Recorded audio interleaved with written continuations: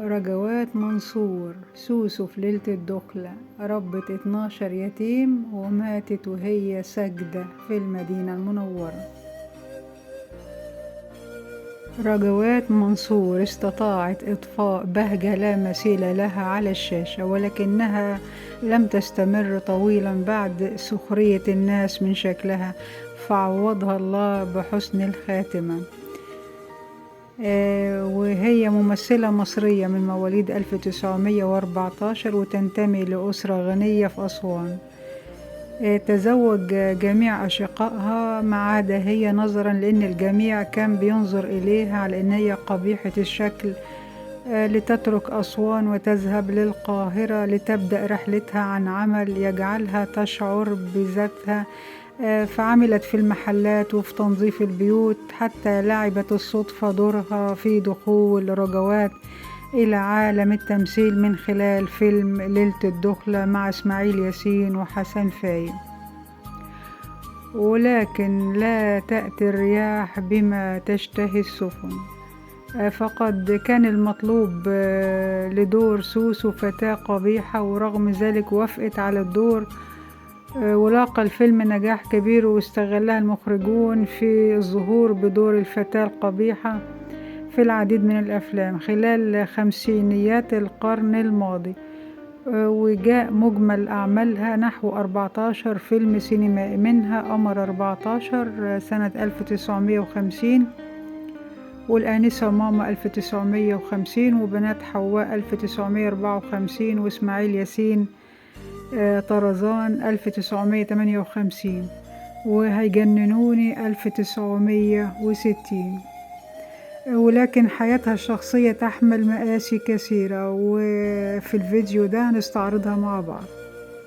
بس أولا حبايبي أحب أدعوكم للاشتراك في القناة وتفعيل زر الجرس عشان يوصلكم كل جديد، ونكمل حبايبي. عاشت رجوات منصور حالة نفسية سيئة بسبب تنمر الناس على شكلها.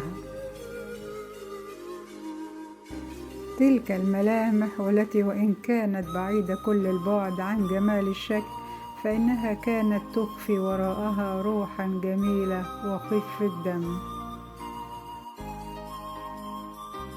وسرعان ما هربت وابتعدت عن الساحة الفنية. وكان بيسكن بجوار رجوات شيخ بيعيش هو وأشقائه 8 ووالدته العجوز. وكان متزوج من أرملة لديها 4 أبناء، وكان بيساعدها في تربيتهم. وبعد وفاة زوجته اقترحت عليه والدته إنه يتزوج رجوات، ووافقت. وتموت والدة الشيخ ليلحق بها، وأصبحت رجوات مسؤول عن 12 يتيم. وكانت تبذل قصارى جهدها في تربيتهم، فعملت في المحلات والبيوت، وكرست حياتها ليهم حتى كبروا وامتهنوا أفضل الوظائف في مجال الطب والهندسة وغيرها. ويقرر كل شخص من 12 إن ياخدها تعيش معاه شهر ويكون مسؤول عنها، حتى فاجأها أحدهم ويعمل طبيبا برحلة للحج وتحقيق أمنيتها بزيارة بيت الله الحرام.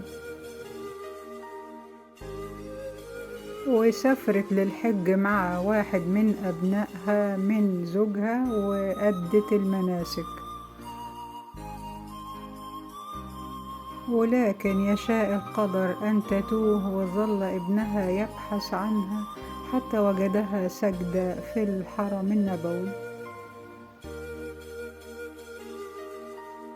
وقد فارقت الحياة لتدفن في المدينة المنورة بعد رحلة من العناء